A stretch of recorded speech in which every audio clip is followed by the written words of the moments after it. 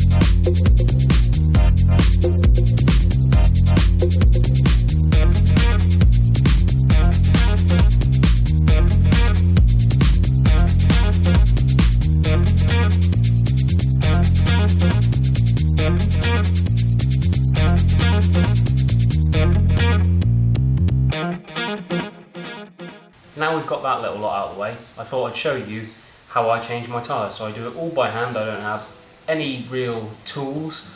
It's just a real cheap, easy way to change your tyres. A few moments later. You know what I've decided? Paying people is just far easier. I'm going to set a timer so we see how long it takes. Because some people think that it takes hours and hours to change a tyre on your own using your hands and minimal tools. So without further ado, let's get started. And I'm not going to be rushing the job, trying to do it in a record time or anything. We will just take our time. So first is removing the core of the valve stem.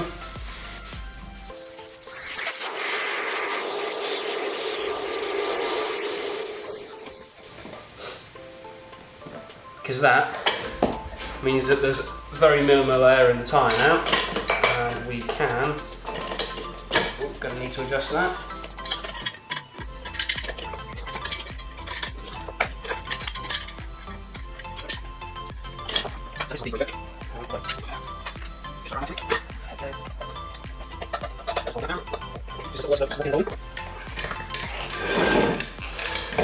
And this is the bit that gets you working the sweat up. But to be fair, all of it is. But this bit in particular doesn't help that it's 25 degrees.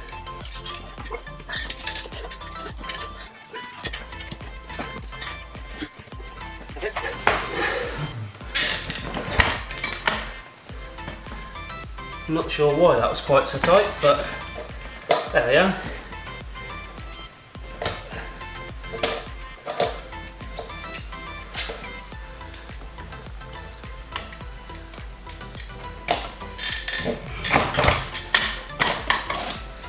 Now we're cooking. Ooh.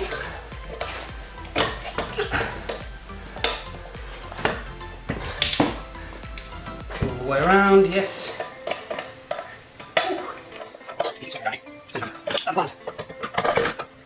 Break this bead.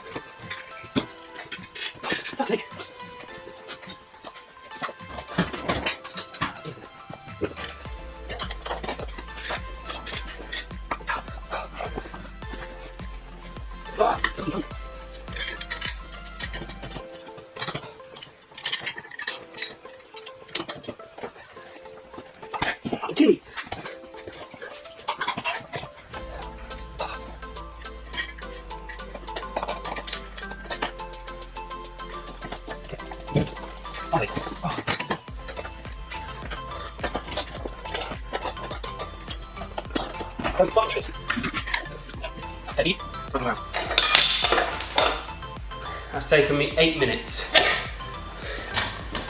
So that's the bulk of the job.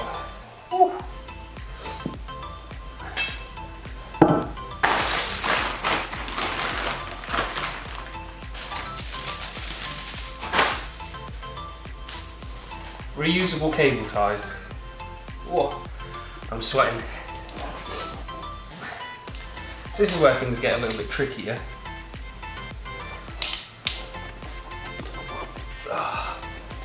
Because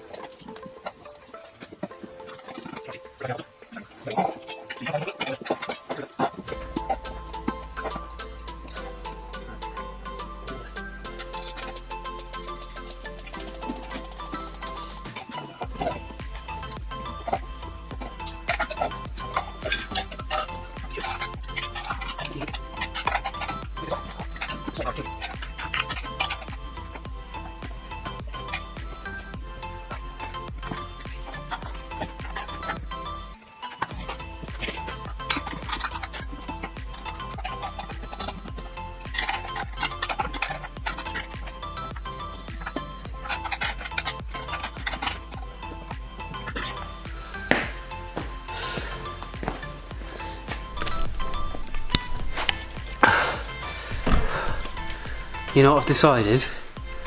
Paying people is just far easier. 20 minutes in. Bit of a change of plan. Wasn't expecting this, wasn't thinking of it because it's been absolutely roasting weather. It's all been lovely, but today is Wednesday, 16th of June, and I have a track day on the 18th of June. So 2 days, and I leave tomorrow to go to it, and well, as you can see, the bike's not ready.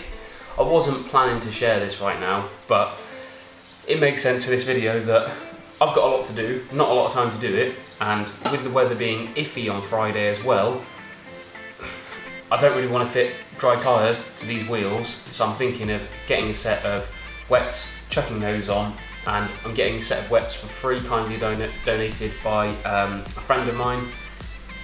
But the kicker is, I've got to get them taken off his wheels, so if I'm going to have to visit a bike garage to take tyres off wheels, I may as well take my wheels in to put the tyres on. So that's the plan, a bit of a change, but I will do this again, so you see. I might do another video or something, or I'll explain, or I'll do something and you'll see what I was planning, how I was doing it and all the rest of it. But for now, I don't really have time to film.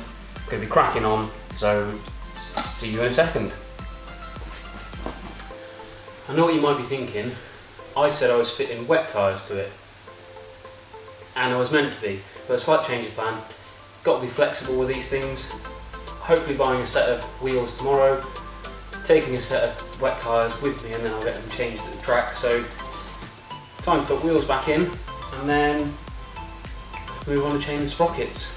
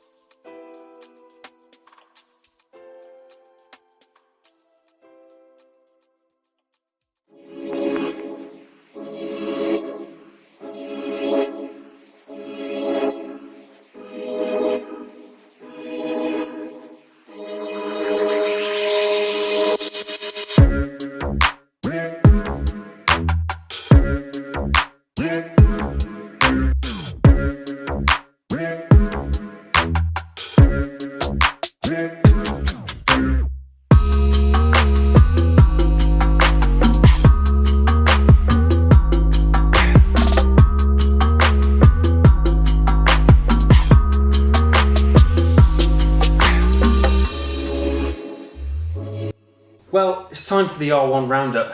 What have we spent, what have we done, and how long has it taken?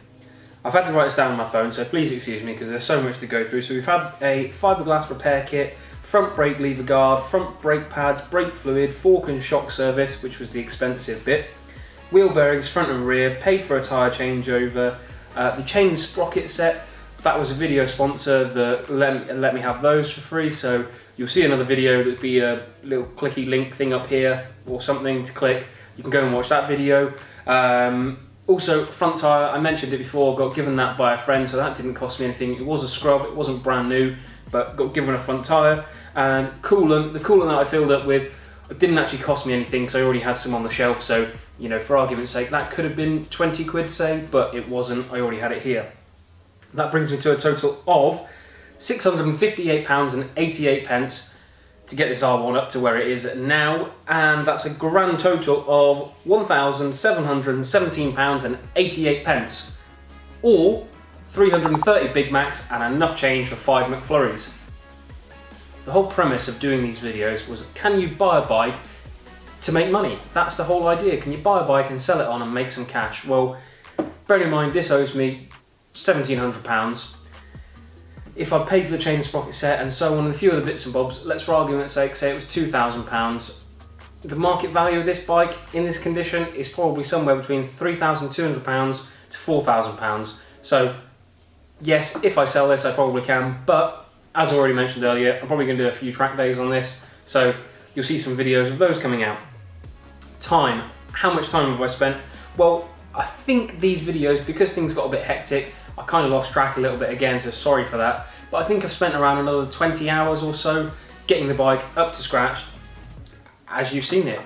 So that gives me a total of about 41 hours. And if I was paying someone to do all the work for me at 40 hours, well, it probably wouldn't have taken them 40 hours, they'd have done it a little bit quicker, but it could have cost, anywhere from, say, £600 to probably about £1,200 if I was paying someone else to do that work. But like I say, with this bike now, you'll see some videos coming out of me getting out on track and riding this. Look out for those, and at some point I'll sell it. But I kind of like it for now, so it's here to stay.